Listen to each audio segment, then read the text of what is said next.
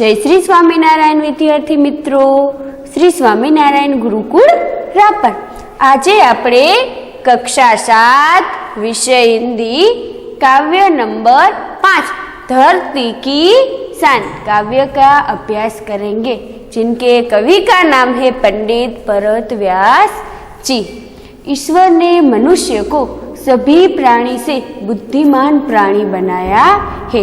इसके साथ साथ मनुष्य के पास गजब साहस भी है और मनुष्य ने बुद्धि और गजब साहस के साथ ऐसे ऐसे काम किए हैं जो कभी असंभव माने जाते थे। इस तरह से इस कविता में कवि ने मनुष्य में छुपी हुई शक्तियों के बारे में बताया है। તમે બધા જાણો છો કે ભગવાને ઘણું બધું સર્જન કર્યું છે, કેટલા બધા પ્રાણી બનાવ્યા છે, પરંતુ બધા કરતા વધારે પ્રાણી બુદ્ધિમાન હોય તો તે છે માણસ। એટલે કે માણસ સૌથી વધારે બુદ્ધિ ધરાવે છે। એની સાથે સાથે માણસ પાસે સાહસ પણ છે અને જેના લીધે બુદ્ધિ અને સાહસ બંનેના લીધે માણસે એવા ઘણા બધા કામ કર્યા છે જેને અશક્ય માનવામાં આવતા હતા। અને આ કવિતામાં પંડિત ભરત વ્યાસજીએ માણસમાં છુપાયેલી શક્તિઓ વિશે વાત કરી છે। तो अब हम इस काव्य का अभ्यास करेंगे। पंडित भरत व्यास जी हमारे जाने माने गीतकार थे। એટલે કે पंडित भरत व्यास जी एक गीतकार હતા। उनका जन्म 18 दिसंबर 1918 में राजस्थान के चूरू गांव में हुआ था। पंडित भरत व्यास जी नो जन्म 18 दिसंबर 1918 में राजस्थान चूरू गाम में थयो हतो। अपने कई गीतों की रचना की है और पंडित भरत व्यास जी अनेक गीतों की रचना करी छे। यह गीत सन 1958 में आई हिंदी फिल्म गाँव गोरी से लिया गया है। और आज ये कविता छे ये एक फिल्म छे जेनु नाम से गाँव गोरी एमांथी लेवामां आवेलू छे। इस गीत में कवि ने मनुष्य को सबसे बुद्धिमान बताया है। અને આ ગીતમાં અહીંયા કને પંડિત ભરત વ્યાસજીએ માણસને બધા કરતા बुद्धिमान दर्शाव्यो छे, बुद्धिमान बताव्यो छे। मनुष्य ने अपनी बुद्धि और कठोर परिश्रम के आधार पर जल, स्थल और आकाश में कई उपाधियां अर्जित की है। અને મનુષ્યએ પોતાની બુદ્ધિ અને કઠોર પરિશ્રમના કારણે જમીન ઉપર, પાણીમાં અને આકાશમાં ઉપાધિ પ્રાપ્ત કરી છે। मनुष्य प्रकृति को बहुत सीमा तक से अपने अनुकूल ढालने में सफल हुआ है। मनुष्य के लिए कोई भी कार्य असंभव नहीं है। मनुष्य जो चाहे वो कर सकता है। यही भाव इस काव्य में अंतर्निहित है और यही बात मनुष्य की महानता का प्रमाण है। पहला तो पंडित भरत व्यास जी छे ते एक गीतकार हता। एमनो जन्म 18 डिसेम्बर 1918 में राजस्थान चूरू गाम में थयो हतो। एमने घणा बधा गीतोनी रचना करी छे। एमांथी जे एमनुं आ गीत छे ते तेमनी फिल्म गाँव गोरी मांथी लेवामां आव्युं छे।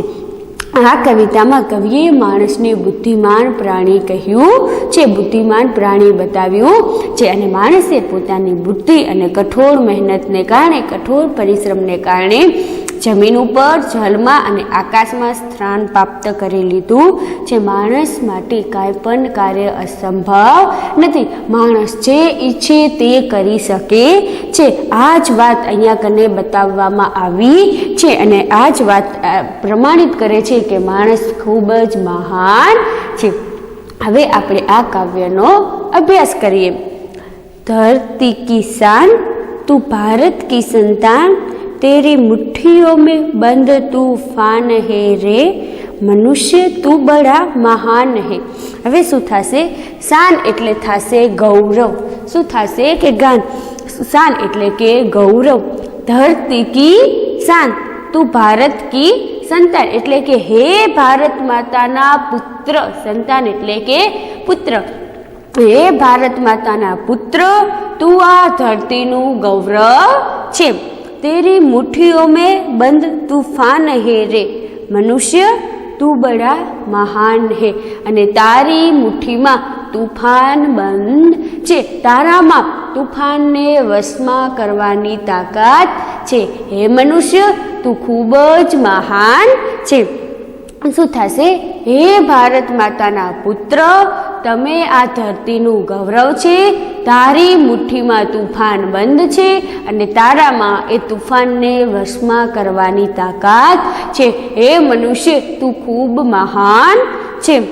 તું જો ચાહે પર્વત પહાડો કો ફોડ દે. તું જો ચાહે એટલે કે તું જો ઈચ્છે. પર્વત એટલે કે પર્વત, પહાડો એટલે કે પર્વતો અને પહાડો. ફોડ દે એટલે શું થશે? અહીંયા કને તોડના. ફોડના એટલે કે તોડના, કે તું જો ઈચ્છે તો પર્વતને તોડી શકે છે. તું જો ચાહે નદીઓ કો મુખ કો ભી મોડ દે. નદીઓ કે મુખ એટલે કે નદીની જે વહેવાની દિશા હોય તે, અને મોડ દે એટલે શું થશે? દિશા બદલના. જે તેની દિશા હોય એને શું થશે? બદલવું. એટલે તું શું થશે?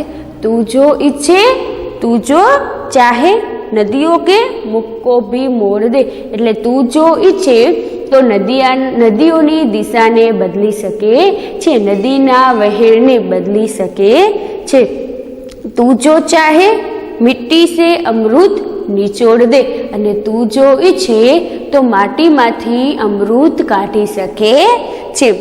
તું જો ચાહે ધરતી કો અંબર સે જોડ દે. અંબર એટલે શું થશે? આકાશ. અને તું જો ઈચ્છે તો ધરતીને આકાશ સાથે જોડી શકે છે. અંબર તેરે પ્રાણ મિલા તુજકો વરદાન, तेरी आत्मा में स्वयं भगवान है रे. मनुष्य तू बड़ा महान है. હવે શું થશે? અમર તેરે પ્રાણ મિલા તુજકો વરદાન એટલે કે તું તારા અનોખા કાર્યથી મરીને પણ અમર થઈ શકે છે અને તને અમરતાનું વરદાન મળેલું છે. તેરી આત્મા મેં સ્વયં ભગવાન હે. સ્વયં એટલે શું થશે? ખુદ. અને તારી આત્મામાં સ્વયં ખુદ ભગવાન બિરાજમાન છે, પરમાત્મા બિરાજમાન છે. મનુષ્ય, તું ખૂબ જ મહાન છે. કે તું જો ઈચ્છે તો પર્વત અને પહાડોને તોડી શકે છે. તું જો ઈચ્છે તો નદીઓની વહેવાની દિશાને બદલી શકે છે. તું જો ઈચ્છે તો માટીમાંથી અમૃત કાઢી શકે છે. તું જો ઈચ્છે તો ધરતીને આકાશ સાથે જોડી શકે છે. અને તમને ખબર જ છે કે ઘણા બધા એવા લોકો થઈ ગયા જેમને એવા કાર્ય કર્યા છે કે જેને લીધે આપણે આજ પણ યાદ કરીએ છીએ. તો એ શું કહેવાય? વ્યક્તિ અમર કહેવાય. જેમ કે મહાત્મા ગાંધી, એમને આપણે આજ પણ યાદ કરીએ છીએ. એટલે એમને શું કહેવાય? અમર. એટલે અહીંયા શું કીધું કે તું તારા અનોખા કાર્યથી મરીને પણ જીવી શકે છે. તું એવા તારા અનોખા કાર્ય કર કે જેના કારણે તું મરીને પણ અમર થઈ શકે છે અને તને અમરતાનું વરદાન મળેલું છે.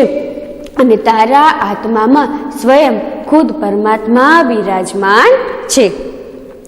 નયનો મેં જ્વાલ તેરી ગતિ મેં ભૂચાલ. હવે શું થશે? ભૂચાલ એટલે કે ભૂકંપ. એટલે શું કીધું? નયનો મેં જ્વાલ. જ્વાલ એટલે કે અગ્નિ. શું થશે? કે જો તું ક્રોધે ભરાય તો તારી આંખમાંથી અગ્નિ વરસાવી શકે છે. તેરી ગતિ મેં ભૂચાલ. અને તારી જે ગતિ છે, તારી જે ગતિ છે એની શક્તિ કેના જેવી છે? તો ભૂકંપ જેવી છે. જે ગતિ ભૂકંપની હોય છે એવા નેવી ગતિ તારી ચાલમાં છે. તેરી છાતી મેં छिपा महाकाल है. અને તારી છાતીમાં મહાકાલ રૂપી શિવ બેઠા છે. પૃથ્વી કે લાલ તેરા હિમગીરી સા ભાલ. હવે શું થશે? અહીંયા કને લાલ એટલે કે પુત્ર, હિમગીરી એટલે હિમાલય અને ભાલ એટલે કે લલાટ એટલે કે કપાળ. કે હે પૃથ્વીના પુત્ર, તારી પાસે હિમાલય જેવું ઉન્નત મગજ છે. તેરી ભુકુટી મેં તાંડવ કા તાલ. અને તું જો ક્રોધે ભરાય અને તારી ભુકુટીને તરસી કર તો એની અસર એ થશે જે શિવના તાંડવના તાલની હોય છે. નિજ કો તું જાન જરા શક્તિ પહેચાન. નિજ એટલે કે સ્વયં. તું પોતાને, તારા સ્વયંને ઓળખ. જુઓ, હે મનુષ્ય નયનો મેં જ્વાલ, એટલે કે તું જો ક્રોધે ભરાય તો તારી આંખમાંથી અગ્નિ વરસાવી શકે છે. તેરી ગતિ મેં ભૂચાલ, એટલે શું થશે? તારી જે ચાલવાની ગતિ છે, તારી જે ચાલ છે એની ગતિ ભૂકંપ જેવી છે. હે મનુષ્ય તું જો ક્રોધે ભરાય તો આંખમાંથી અગ્નિ વરસાવી શકે છે. અને તારી ચાલવાની ગતિ કેવી છે? તો કે તારી ચાલની ગતિ ભૂકંપ જેવી છે. અને તારી છાતીમાં સાક્ષાત કોણ બિરાજમાન છે? કે મહાકાળ રૂપી શિવ બેઠા છે. હે પૃથ્વીના પુત્ર, તારી પાસે હિમાલય જેવું ઉન્નત મગજ છે. અને તું જો ક્રોધથી તારી ભૂકુટીને તીરસી કર તો એની અસર શિવના તાંડવના તાલ જેવી થશે.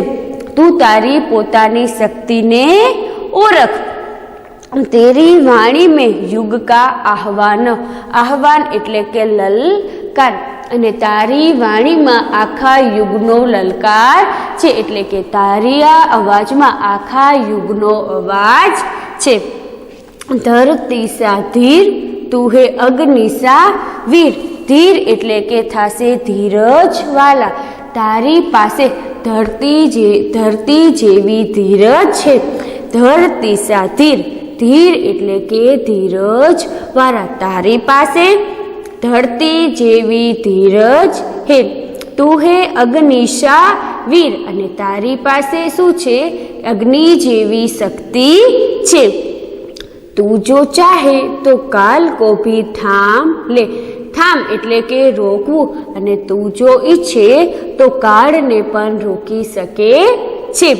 તું જો ઈચ્છે તો જે કાળ છે એને પણ રોકી શકે છે.